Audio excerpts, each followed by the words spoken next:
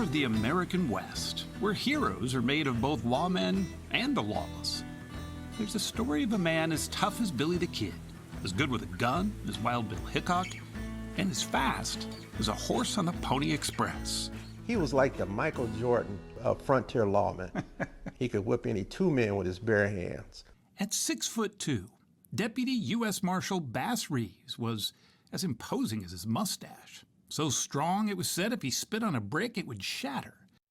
He roamed the heart of the Indian and Oklahoma territories, almost with impunity, a nightmare for any outlaw, says author and African-American studies expert Art Burton. When I was doing the research, I was shaking my head all the time and saying, people are not going to believe this. You'd think a wild, Wild West tale like that would almost tell itself. But when Burton began rustling up some research for a book on Reeves, he kept hitting dead ends, like when he tried to trace the Bass Reeves family tree.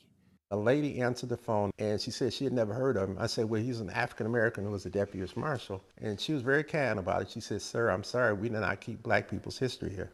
Before he was a lawman, Reeves was a fugitive, a runaway slave from Texas. Imagine that, a former slave who eventually made a name for himself by arresting white people, no less. And yet his extraordinary story has largely been as forgotten as a ghost town, and Oklahomans say his time has come. He's a black man.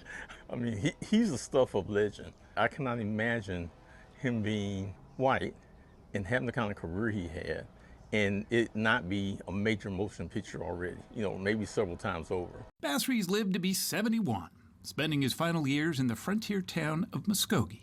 How much are they? If you ever find yourself out here, take a walk through the Three Rivers Museum, where Reeves is still remembered. The fearless and dedicated lawman. And he's celebrated every year at the Bass Reeves Western History Conference. Yes, sir. Bass Reeves was as good as they came. And when he died, he was an American hero. Is the mustache real? Mustache is real. I give pulls for $10. No one knows where the real Bass Reeves is buried, and maybe that only adds to the mystique. For author Art Burton, that doesn't matter. The child in him wants to thank Bass Reeves for giving him and other black Americans a tip of the hat to a legend all their own. I used to always wonder, where were we? So it was like God answered my prayers by giving me somebody before I passed away that said, well, we were part of the scene too.